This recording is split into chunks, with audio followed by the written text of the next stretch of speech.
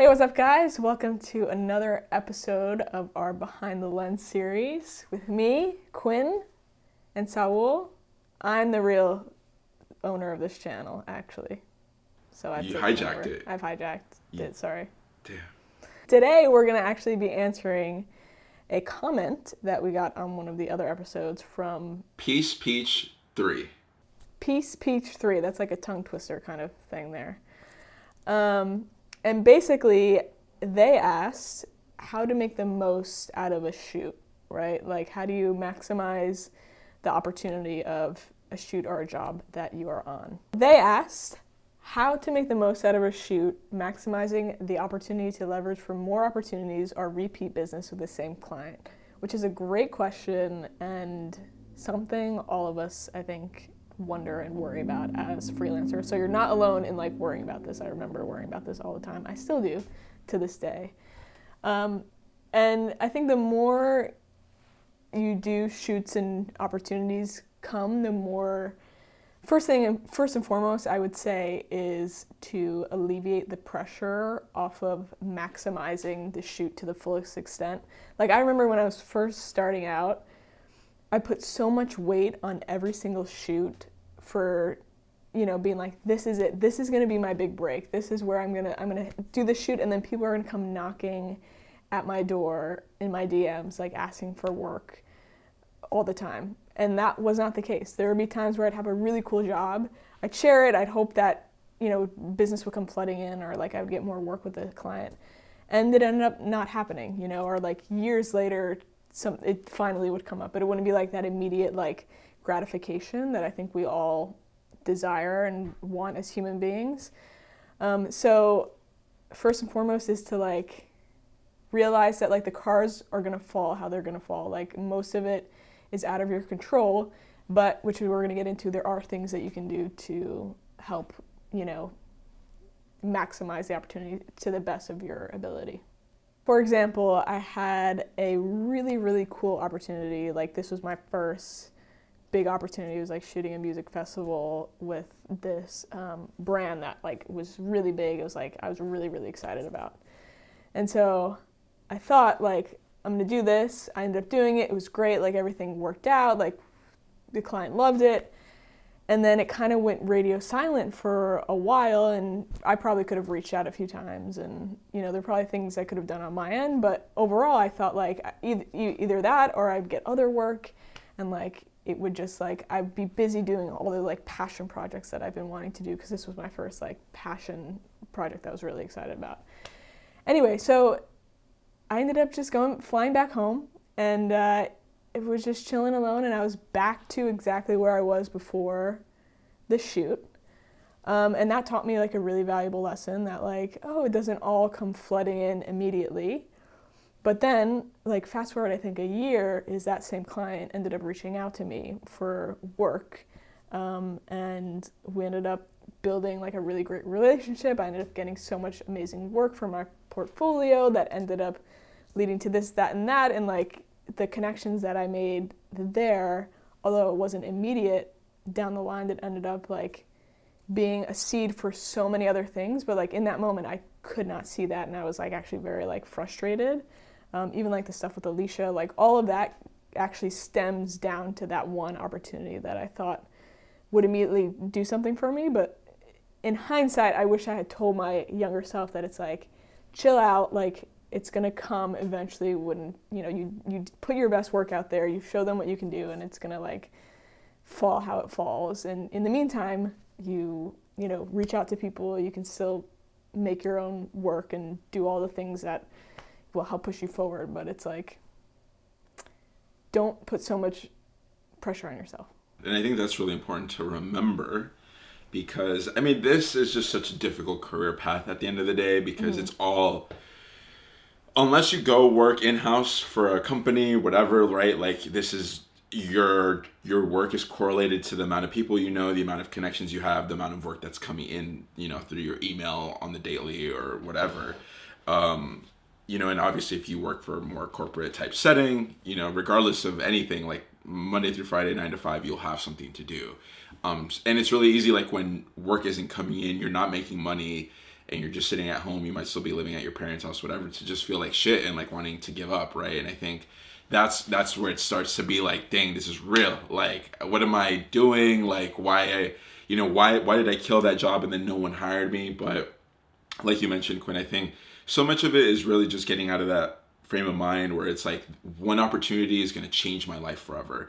And while in some instances, there might be opportunities that are more game changing than others, the thing that I've learned is really just it's about the consistency. It's like, I think we all fall into the same category where it's like, yeah, you're kind of just waiting for that one big break, and it's like, that's going to change my life, right? Even like, yeah, how we're working with Alicia, I did some stuff with a different artist last year, and it's like great opportunities, but it's like I'm not necessarily seeing the fruits of that yet. It's like no one was like, I saw this that you did with so and so, like I want to hire you. So it's like it's more so just about the consistency and like being a good person. And I think one thing that I really strive to do that does help me get repeat business or kind of helps me get business from a project is when you're on set or you're at a project or at an event or whatever you're shooting, just try to like meet as many people as you can there, whether that's other photographers who might be shooting. Let's say you're shooting what could you be shooting? You could be shooting an event. Let's say you're shooting a wedding. I know a lot of people started as wedding photographers and videographers. Let's say you're shooting a wedding in St. Paul, Minnesota, in the bright summer heat. But let's just say you're shooting a wedding and you got hired to do video, but you didn't get hired to do photos. So maybe you meet the photographer who's also shooting that wedding and you've never met them before. I would say it's super important to network with them, chat a little bit with them when you have free time, when the time's appropriate at this wedding, and like get to know them a little bit, because more likely than not, if they get hired to do weddings for photo, they might also need someone to get hired to do weddings for video. So if you know them and you guys get along really well and you're really affable with each other, that might lead to further projects down the line where you'll be shooting weddings with that person as well. Same thing goes if you're on set of a music video, if you're on set of a movie, if you're a PA, like the lowest level, meet everyone and anyone that you can, because you really never know who can help you. I remember now to this day, I freelance with a production studio that's called Hustle Productions. They're based out of LA and they also have an office in New York. But the owner of that company, his name is Mike Stacy. He's one of my closest friends now. But I met Mike back in 2018 when he was just starting this company. Like, he had no employees. It was literally just him. And I was shooting a pop-up for a photographer for free. I had reached out on my own, and Mike was producing that clothing pop-up for this photographer. And we connected at this event, stayed in touch. We followed each other on Instagram, checked in with each other from time to time. And now Mike is producing social media content for Netflix. And he literally hires me for everything. So that stemmed from me just being a nice person to someone, who I was spending 3 days with at a pop-up. So you just never know who is going to, lead you to further opportunities down the line. So that's why it's important, I think, tangibly, like, if you want to know what you can do to maximize a specific shoot, like, just talk to everyone that you can. But again, we touched upon this in a different episode, but like, when you're networking, don't view it as like, I need to talk to you because you might change my life. Like, don't view it like that. Just try to have some sort of common ground, some sort of, just genuinely try to get to know them as human beings and see how you can be of help to them, as opposed to like what you can take from them, because that will never work out in the long run. But I think for me, that's just been one of my biggest game changers, where I can make the most out of a shoot or a project. If you come out of that meeting, any project coming out, meeting with one relationship, someone new, then I think you're winning, because little victories like that, or one connection here, one connection there, it'll lead to like a mountain of opportunity. And I think that's what's difficult to see in the long run, because of what you mentioned, Quinn, that short-term gratification that so much of our generation desires and needs, and that boost of serotonin is so, that spike hits us quick. So I think really thinking about it about 5-10 years from now, as opposed to how is this going to change my life tomorrow or a month from now. I think that's where it's going to bring all that value.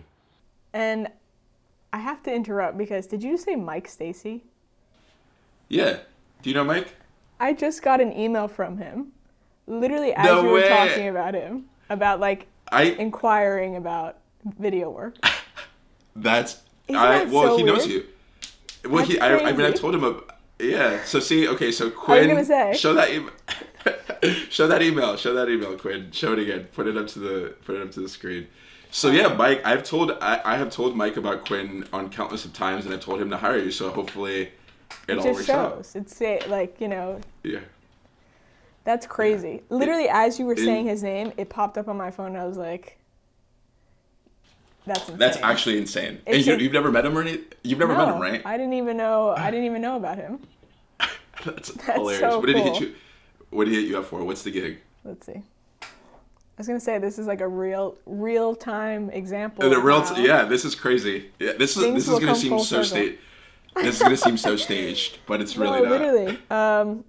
Came across your profile, my friend Saul's IG. We work with him a ton, and I'm always looking for solid shooters in NYC. Would love to connect sometime. There it is. That's crazy.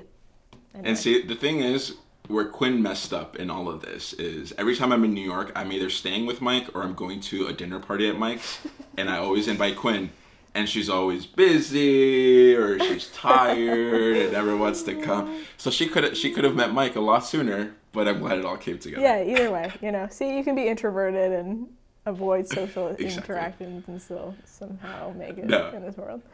I think, and that's so interesting because we have so much common ground there where it's like so introverted. I'm sure I seem so like outgoing or whatever. You are very outgoing. Not at all. But because I have to be, like, yes. It's not false. Let's be real. It's not inauthentic, but it requires a lot of energy out of me. But sure. As soon as this camera shuts off, or like if I'm not like I'm literally just at home, quiet. Like I love to be in silence and like just chill and like be with myself because it really does drain me to be around people. But I think that's when, even though you're regardless of your personality type, extroverted, introverted, or whatever, if you're a good person and you do good work, like, people are going to like connect you to whatever. And I've been fortunate, blessed to Quinn, we met, I first heard of Quinn through Black with No Cream, through the Dutch Bros thing that you did, that contest that you won. That's when I first followed you. And then fast forward a few years later, you also work with Happy Monday, a production studio that we both freelance for. And we like met over the pandemic on just a happy hour type situation on Zoom, and then we've like just gotten closer over the last 2 years. So that's if you are shy, hate talking, socially awkward, whatever, like I don't know, socially awkward may not be the best thing, but it'll all work out. You just really have to meet people and good things will come to you. Yeah, the best way I can like describe the approach for this topic is to plant seeds. Like view it as like I'm planting a seed here onto the next thing, and then eventually hopefully that seed will take and like will come into fruition later on, which, speaking from both our experiences, happens all the time. So plant some seeds, be a gardener. Hopefully Peace Peach 3, next time let us know your actual name, but hopefully hopefully this conversation was just helpful and kind of validates how you're feeling, and hopefully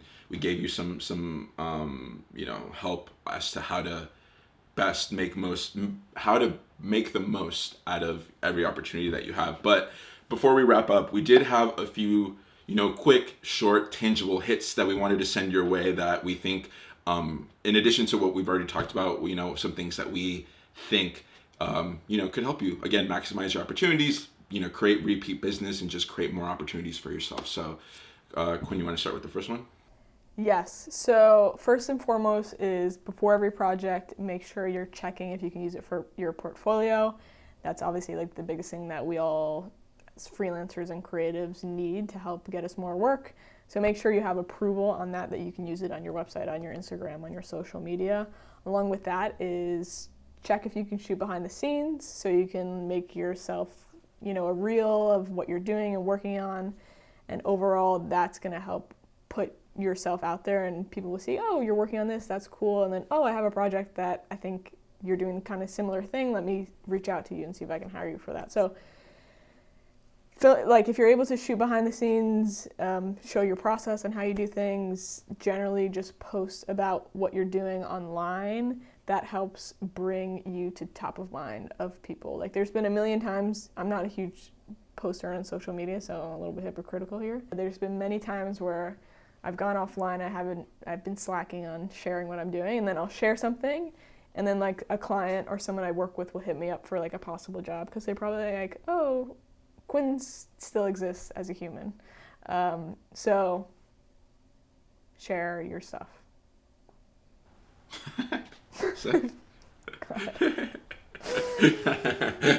In addition to all that, something else you can do is when you're filming behind the scenes for yourself, if you're allowed to do so on set, it's also a really good idea to film behind the scenes or take behind the scenes photos of people you're working with if they're comfortable on camera and you have, you know, their permission to do so. But, you know, if you're working with a director who, you know, if you're working with the director, the first AC, the producer, whatever, if you get some shots of them in action, that's something that they always appreciate because it's really rare that they have, you know, content like that for themselves to post. So it just really provides some added value like that, you know, maybe it just will keep you at the forefront of their thought the next time, you know, they're looking to hire for a new production, just because, you know, you added some value, you were good to work with, and, you know, you provided some good photos or some nice video of them for them to post. So people always like, you know, seeing content of themselves, especially within the creative world. Something else that you can do is make sure you're always under promising, over delivering. You never want to spread yourself too thin where you're saying you can do all these things and, you know, at the end of the day you can't execute or you can't deliver that, because then that makes you look bad. But, you know, make sure you are establishing a baseline of what you know you are comfortable with delivering. And if you can deliver more, you know, do that. Don't tell the client beforehand though, because then they'll just be expecting this. But, you know, if you create some additional assets or you make an extra edit, whatever it is, spend some more time on set because you can, like that's always, you know, goes an extra mile because you're providing a little bit more value for their buck. And even if you're not getting paid for that specific little thing that you did, it's always nice just to think about the long run. It's chess, not checkers, you know. So under promise, over deliver. And the last thing that I want to leave you with is say yes to everything. Say yes to everything until you can say no.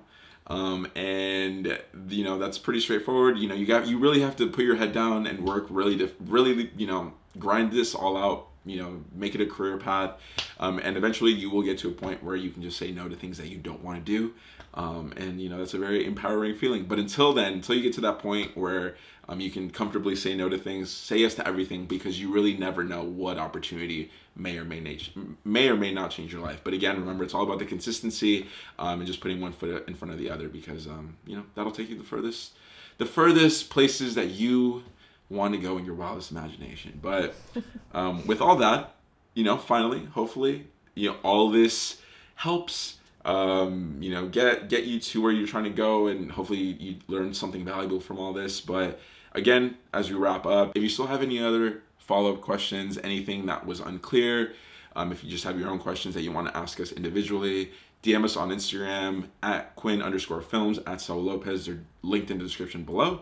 We love interacting with all of you. And again, as always, hope you're having a great holiday season. Stay safe out there, and we'll see you next week. Peace. I might just hit it through. That's on my element. I like dark skins, love a melanin, pushing